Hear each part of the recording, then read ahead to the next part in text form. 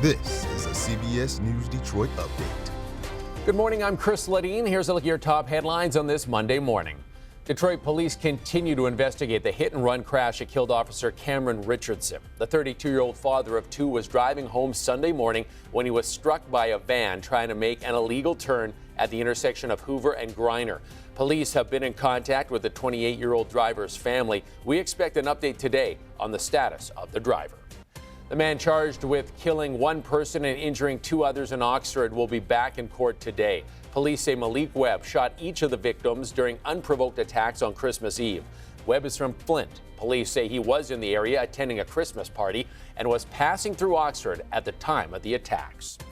Local U.S. steel workers have mixed reactions to the move by President Joe Biden to block the sale of the company to a Japanese-owned company. While some of the union workers were in favor of this deal, a union spokesperson says the majority of workers felt it would be wrong to allow foreign ownership. A heads up for drivers about two traffic alerts beginning today. The first is in Royal Oak. A part of 10 Mile Road is closing for sewer repairs. The work is being done in the westbound lanes between Woodward and Scotia. It's expected to wrap up by April. The other traffic alert is in Livonia. Starting today, crews will begin work on the old M14 Ann Arbor Road rebuilding project. Traffic will be detoured to Plymouth and Newburgh roads. The project could take up to a year to complete. Home field advantage is huge. It's huge. We get the rest and we get more people back. It's going to be awesome. We're going all the way. Super Bowl, baby. It would be huge.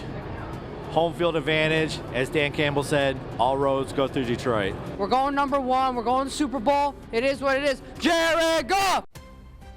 I love the positivity. Lions fans have reason to be optimistic after Detroit beat the Vikings 31-9 last night. With the win, the Lions get a first-round playoff bye and home field advantage throughout the playoffs.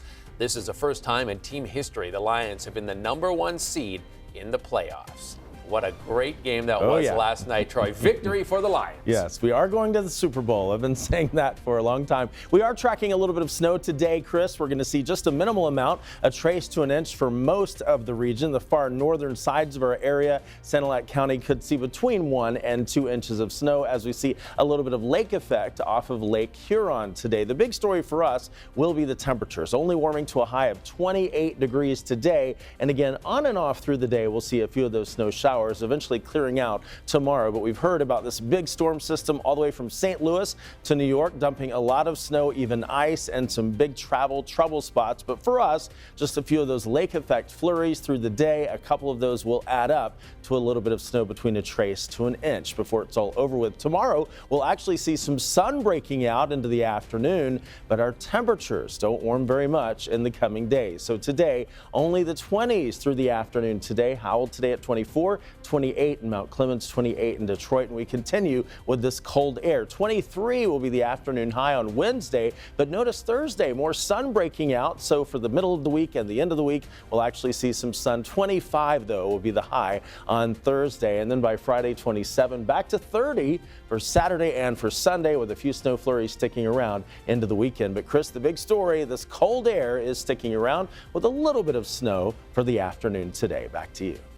Thanks for that, Troy. That's a look at your headlines. We'll be back later covering stories that matter to you on air and streaming on the CBS News app and Pluto TV.